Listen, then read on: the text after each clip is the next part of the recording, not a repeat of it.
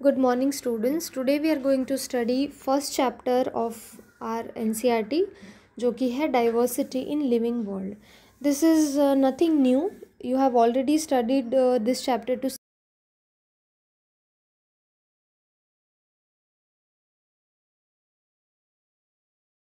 going to discuss about the living organisms first part में. second part में हम उन्हें classify करेंगे. So here the first question is कि living क्या है, life क्या है.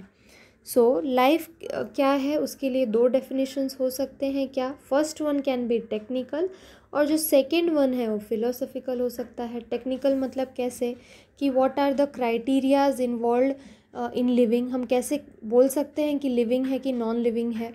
फिलोसफिकल मतलब जो आपने सुना होगा कि फिलोसफिकल बातें होती हैं कि what is purpose of life, why have we come to this world, वो सारी चीज़ें. सो ये सब हमारा बायो का पार्ट नहीं है. बायो का part is the technical thing which we will discuss कि what criterias can be there. So using them we can say that these are living. ठीक है, तो फर्स्ट क्राइटेरिया यहाँ पे आप अंडरलाइन कर लो कि बहुत सारे क्राइटेरियाज हैं. Growth, reproduction, ability to sense environment and mount a suitable response. क्या मतलब है इसका? देखो, आपने कभी ऐसी सिचुएशन में आप गए which is completely new to you, you have not faced it any time, you never studied in book, you never faced it, but still अगर आप ऐसी सिचुएशन में गए then you can take some decision, you can use your common sense, right. तो उसे हम बोलते हैं क्या, we call it sense environment and then we can take suitable response. ठीक है, अपने consciousness को use करके. okay, then next they have said is what we can add few more features like metabolism. ठीक है, metabolism मतलब कि आपकी बॉडी में जो भी chemical changes हो रहे हैं, ability to self replication, self recognize, interact and emergence to the, बहुत सारे देखो रीजंस हो सकते हैं, बट यहाँ पे हमें एक एक करके फोकस करना है. And then we are going to decide that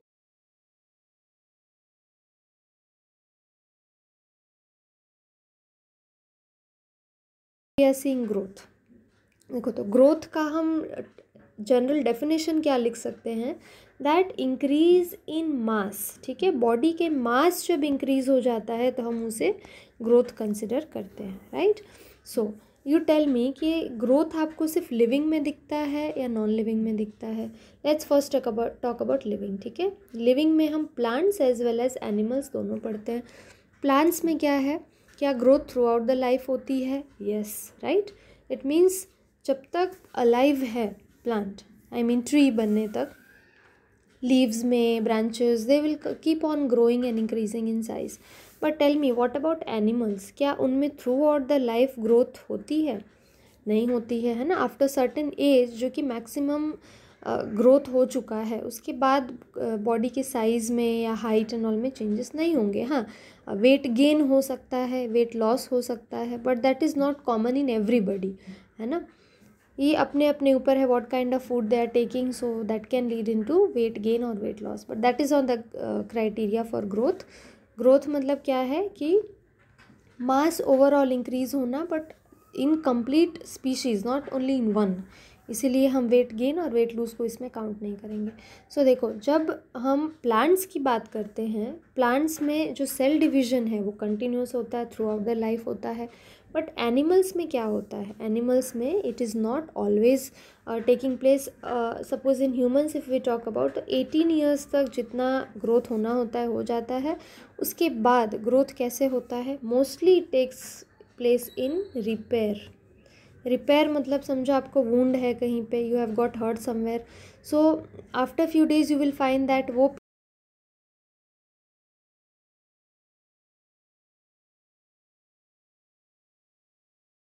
in animals. And even अगर आपको हर्ट नहीं भी हुआ है, स्टिल रेगुलर टाइम इंटरवल पे आपके जो सेल्स हैं वो मरते रहते हैं.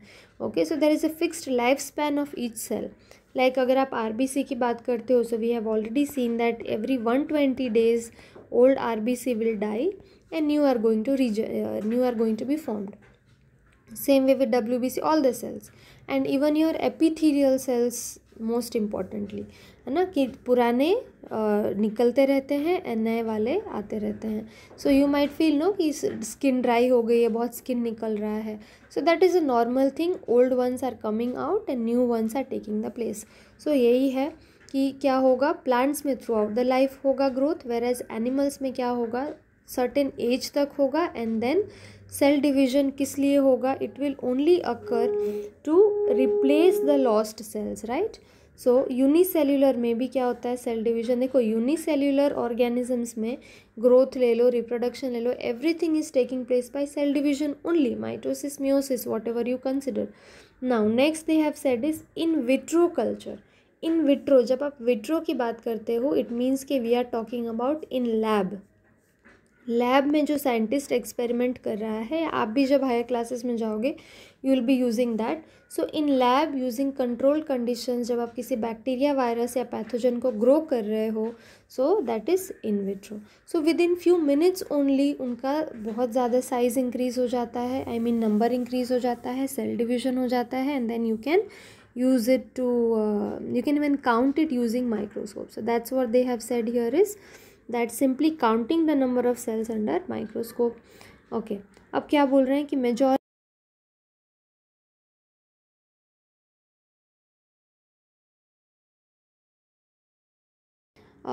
ग्रोथ स्टॉप हो जाएगा, at that time reproduction is going to start. ठीक है. नाउ व्हाट, देखो ये लाइन अंडरलाइन कर लो. One must remember that the increase in body mass is considered as weight. Okay, आपको यही क्राइटेरिया लेके और तब कंपेयर करना है whether it is taking place in living और non living both, right. So हमने लिविंग में तो डिस्कस कर लिया, plants, animals, unicellular, multi cellular, everything it is taking place.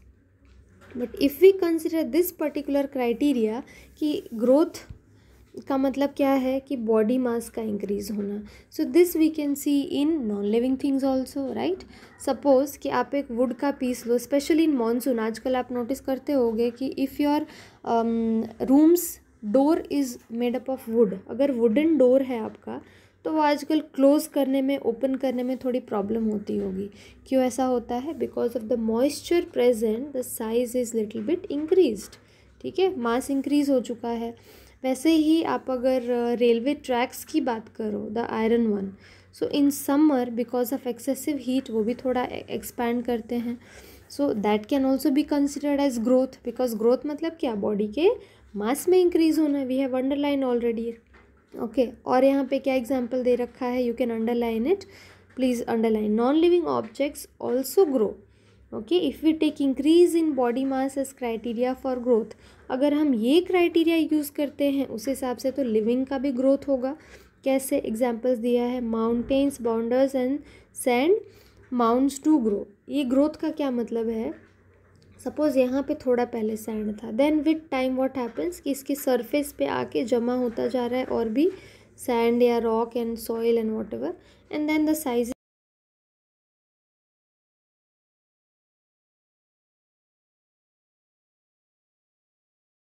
What is difference between growth in living and non living? दोनों में क्या same है? एग्जैक्ट सेम नहीं है. क्या डिफरेंट है? देखो, नॉन लिविंग ऑर्गेनिजम्स जो हैं उनमें ग्रोथ मतलब साइज़, ये जो है मास है, वो क्यों इंक्रीज़ हो रहा है? बिकॉज ऑन द सरफेस, ठीक है, सरफेस पे अक्यूमुलेशन हो रहा है ना, ऊपर से आके चीज़ें जमा हो रही हैं, अक्यूमुलेट हो रही हैं, and because of that what is happening, new cell, there mass is being increased.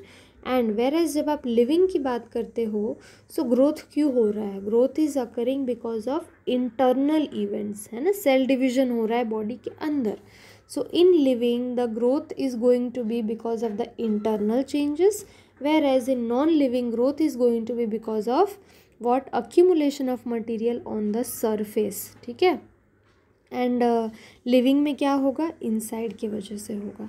So that is why यहाँ पे आपको ग्रोथ जो है आपको living as well as non living दोनों में दिखाई दे रहा है. So what we say is कि it is not a defining property of living organisms. It means कि हम ग्रोथ के ऊपर से नहीं कह सकते कि ये लिविंग है और ये नॉन लिविंग है. That can not be a criteria for classification into living and non living, because ultimately they both are growing.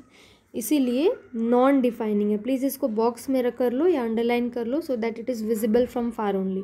In exam what do they ask, right the defining property of living organism. ठीक है, सो defining property आपको पता होनी चाहिए कि हम आगे बहुत सारे क्राइटेरियाज डिस्कस करेंगे। So which is defining, which is non defining. Defining means which is exclusively seen in living only, that is the defining property. ठीक है, सो आपने फर्स्ट पढ़ा growth, growth is not a defining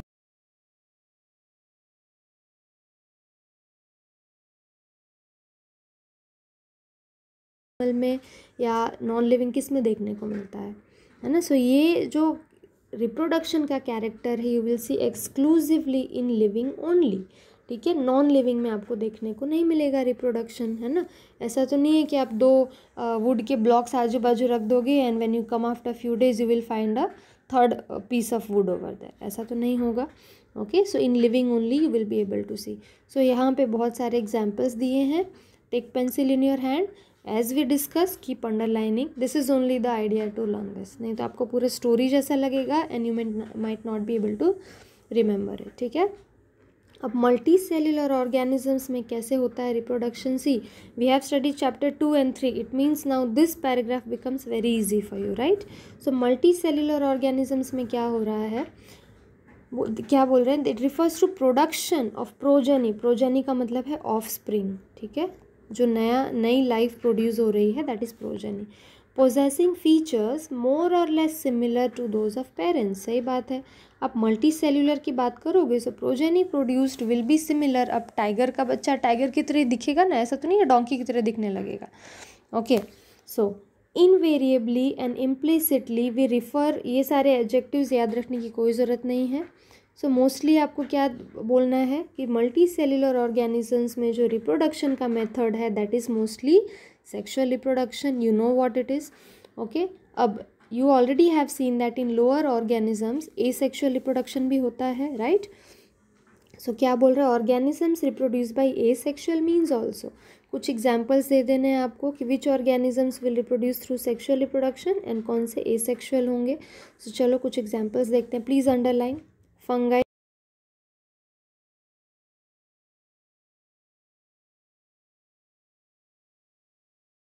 है बहुत सारा, है ना, कोनिडिया, एस्कोस्पोर, है ना, so many we have studied. So fungi asexual and by what, spores formation, right. We have seen microspore and megaspore and all that. अब ये हो गया फंगाई का, ये फर्स्ट एग्जाम्पल हो गया। Second example, lower organisms like yeast and hydra, right. Hydra you already know coelenterate में आता है, yeast we have already studied. We observe budding, budding आपको ऑलरेडी पता है, बडिंग में क्या होता है ना, this is suppose your hydra. Okay, so यहाँ पे क्या होता है, एक बेबी हाइड्रा प्रोड्यूस हो जाएगा, है ना, बर्ड प्रोड्यूस होगा, धीरे धीरे ग्रो होके and completely it will be matured and फिर क्या होगा, ये यहाँ पे से सेपरेट हो जाएगा bird and then it will completely develop into new organism. You already know all this, you have studied in lower standard, so underline कर लो। फर्स्ट एग्जाम्पल था फंगाई का जो कि स्पोर प्रोड्यूस करता था। सेकेंड एग्जाम्पल क्या है, हाइड्रा एंड ईस्ट जो कि कैसे करते हैं, budding. Next is planaria, you already no regeneration capacity is highest in planaria. It can when its body is completely cut, मतलब इतने भी पीसेस में कट कर लो ना, each piece can regenerate into new individual. So planaria का याद रख लेना है, रीजनरेशन दिखाई देता है ना। A fragmented organism regenerated the lost body part and becomes new organism, all this you know it, right. अब in fungi the filamentous algae, okay, fungi algae, the protonema of mosses, देखो ये सब हम पढ़ चुके हैं, what is protonema in mosses, if you have forgotten go back to chapter 3 again, mosses and liverwort जो हमने पढ़ा था, है ना, just go through it, you will be able to see protonema कौन सा पार्ट है, even figure we have drawn, okay, can easily multiply by fragmentation.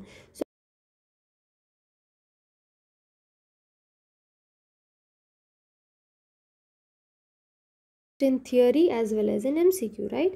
When it comes to unisexual, देखो multicellular का यहाँ से यहाँ तक है. They can ask you how reproduction takes place in multicellular organisms. So you will write till fragmentation. If they ask about unicellular organisms, then you will start from here. Unicellular जैसे bacteria हो गए, algae हो गए, amoeba हो गए. Reproduction is synonymous with growth.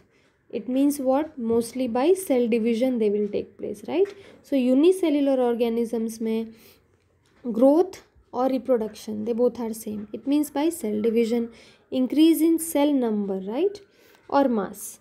Hence we notice that single cell please underline single cell organisms, we do not very clear about the usage of these two terms. ठीक है. So unicellular में आप clearly differentiate नहीं कर सकते हो growth और reproduction में, because ultimately cell division is only taking place in both. ठीक है. Many organisms do not produce. ठीक है. बहुत सारे organisms reproduce नहीं करते हैं. क्यों? Because वो sterile होते हैं. वो they do not have capacity to produce egg or sperm, right? That is why sterile word का ये मतलब होता है कि it can be used for both. ठीक है. Male as well as female. Male और फीमेल दोनों में जब मेल स्पर्म प्रोड्यूस नहीं कर सकता और फीमेल ओवा प्रोड्यूस नहीं कर सकती, देन हम उन्हें क्या कहते हैं? They have become sterile. So mostly sterile आपने सुना होगा बीज के केस में, बी हाइव के बारे में. Will study in detail in 12th standard. But bee hive की जब आप बात करो तो उसमें बहुत सारे टाइप्स के बी होते हैं, है ना. क्वीन होगी, वर्कर होंगे, ड्रोन्स होंगे. सो उनमें जो वर्कर बी होते हैं they are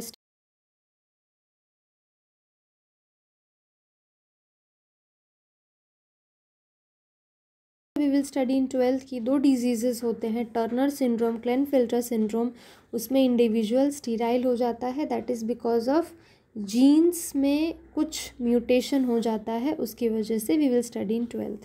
now we have seen mules. ये जो म्यूल है ये क्या है? I think you might have heard about mule. ये जो है ये आर्टिफिशियली प्रोड्यूस कराया गया है. You can write it in exam, it can be asked. ये जो म्यूल है ये प्रोजेनी है और इसको दो इंडिविजुअल को फ्यूज़ करके बनाया गया है. किस में? Mail donkey. ठीक है. मेल डोंकी को, मेल डोंकी और फीमेल हॉर्स. ठीक है. Mail donkey plus female horse दोनों को के बीच में, है ना, कॉपुलेशन करा के, और maybe it can be done in lab also using their sperm and ovum and all, and then new individual was produced. ठीक है. बट क्या हो गया? ये